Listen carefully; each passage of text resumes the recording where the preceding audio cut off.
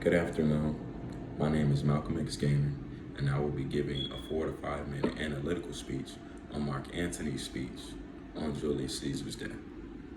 So, from the first line, friends, Romans, countrymen, lend me your ears, we see that Mark is trying to be more emotional with his speech. We see that he's leaning toward the heart of the people by starting off with friends, rather than Brutus, who started off with just Romans. He says, I come to bury Caesar, not to praise him. So he's showing you that even though he's coming with emotion, he's also coming with a mind. He's coming with a reason. He's coming with the reason not only of his heart, but of logic. He says, the evil that men do lives after them. The good is often interred with their bones, so let it be with Caesar. And these 3 lines right here speak not only to the past, but to the present and the future. Because the evil that a man does always lives longer, whether it be in regret, in the ramifications of murder, of evil punishment, of greed, of overzealousness. We see that these things live long after the men that do them, even after they're punished for their crimes.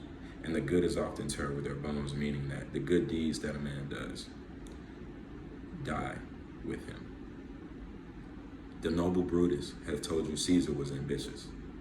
This is the first time we see Mark Antony using Brutus as a tool to not switch the audience's belief, but show them that what they're believing is just what somebody told them, and that is just that simple. If it were so, it was a grievous fault, and grievously hath Caesar answered it.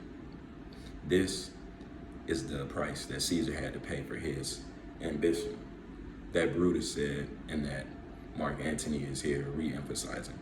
It was death.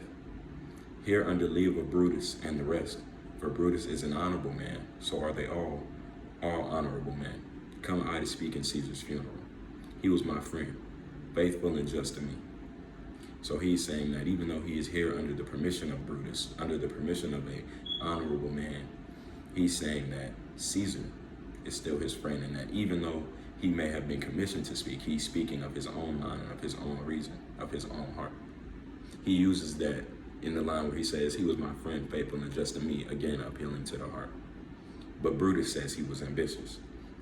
And here we see Mark Antony juxtaposing the ideas of what ambition really means, or what Brutus is implying, a bit of tyranny in Julius Caesar that may not be there, that may be mistaken. And Brutus is an honorable man.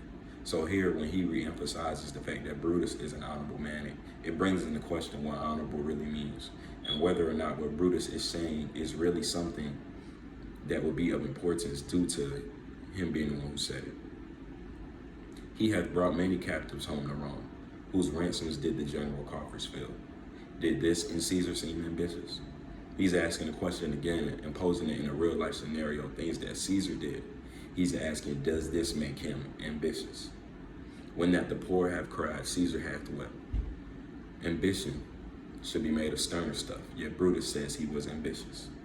He's saying that somebody who was ambitious, as Brutus would say, would not be as empathetic as Caesar would. To cry when the poor have cried, to feel those things that other people felt. You all did see that on the Lupercal, I thrice presented him a kingly crown, which he did thrice refuse. Was this ambition?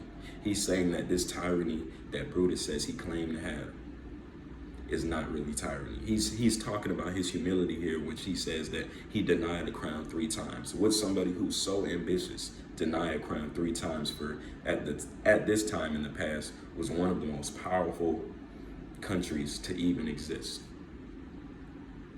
And sure, he is an honorable man. I speak not to disprove what Brutus spoke, but here I am to speak what I do know. So now we see that in all this simplicity, Mark Antony is only saying what he knows. And this in itself speaks more, I believe, to the heart than what Brutus may say, because while somebody may be able to reason out what they believe, everybody has a heart. And when that heart meets with reason, it's unbeatable, as Mark Antony knows. You all did love him once, not without cause. What cause was hold you then to mourn for him? O judgment, thou art fled to Brutus' beast, and men have lost their reason. Bear with me. My heart is in the coffin there with Caesar, and I must pause till it come back to me. So in these last couple of lines in this paragraph, he's basically bringing home his idea of love. He's bringing home his idea of loyalty and of trust. And he's saying that due to what Brutus may have said, and he has a little innuendo here when he talks about the word brutish and how it sounds like his name Brutus, and how they became beasts basically by possibly believing what he have said, and by listening to reason they have lost their reason.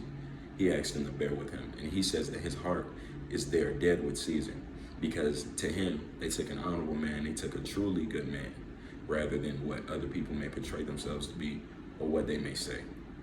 And this is what Marc Antony said.